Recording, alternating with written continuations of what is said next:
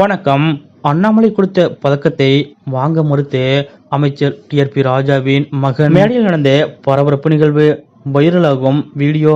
இதை பத்தின மொழிவரத்தோட இப்ப நம்ம பார்க்கலாம். புதுக்கோட்டை மாவட்டம் கீரனூர் அருகே ஆவாரங்குடிப்பட்டியில் ராயல் புதுக்கோட்டை ஸ்போர்ட்ஸ் கிளப் மற்றும் தமிழ்நாடு துப்பாக்கி சுடும் சங்கம் சார்பில் 51வது தமிழ்நாடு மாநில அளவிலான துப்பாக்கிச் சுடும் சாம்பியன்ஷிப் போட்டி கடந்த 21ஆம் தேதி முதல் நடந்து வருகிறது. இதில் 250க்கும் மேற்பட்ட வீரர் வீராங்கனைகள் கலந்து கொண்டனர். இதில் கடந்த 2 வாரங்களில் நடந்து முடிந்த டபுள் டிராப், ஸ்கீட் ஆகிய பிரிவு போட்டிகளில் வெற்றி பெற்றவர்களுக்கு பதக்கங்கள் வழங்கப்பட்டன. இந்த நிகழ்ச்சியில் சிறப்பு விருந்தினராக பங்கேற்ற தமிழக முன்னாள் பாஜக தலைவர் அண்ணாமலை அவர்கள் பதக்கங்கள் மற்றும் சான்றிதழ்களை வெற்றி பெற்றவர்களுக்கு வழங்கினார். அப்போது போட்டிகளில் வென்று முதல் 3 இடங்களை பிடித்தவர்களுக்கு தங்கம், வெள்ளி, வெண்கலம் பதக்கங்களை அண்ணாமலை அவர்கள் வழங்கினார். அதன்படி ஒவ்வொருவருக்காக பதக்கங்களை கழுத்தில் அணிந்து வந்த நிலையில் திமுக அமைச்சர் டிஆர்பி ராஜாவின் மகன் சூரியராஜா தமிழக பாஜக முன்னாள் தலைவர் அண்ணாமலையிடமிருந்து பதக்கத்தை வாங்க மறுத்துவிட்டார். அதாவது அண்ணாமலையிடமிருந்து பதக்கத்தை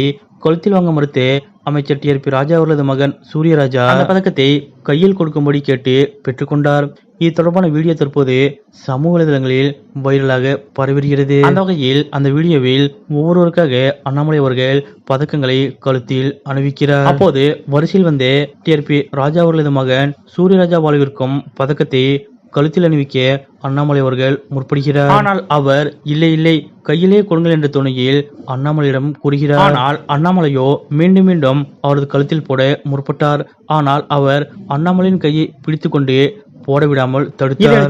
அண்ணாமலையும் கையிலேயே பதக்கத்தை கொடுத்தார். தொடர்ந்து புகைப்படமும் எடுத்துக்கொண்டனர். இந்த நிலையில் இது தொடர்பான வீடியோ தற்போது சமூக வலைதளங்களில் வைரலாக பரவி வருகிறது. அதாவது பாஜகவின் முன்னாள் மாநில தலைவராக இருந்த அண்ணாமலை அவர்கள் தொடர்ந்து திமுகவையும் திமுகவினரையும் கடுமையாக விமர்சித்து வந்தார். இதற்கு திமுக சார்பிலும் தக்க பதிலடி கொடுக்கப்பட்டு வந்தது.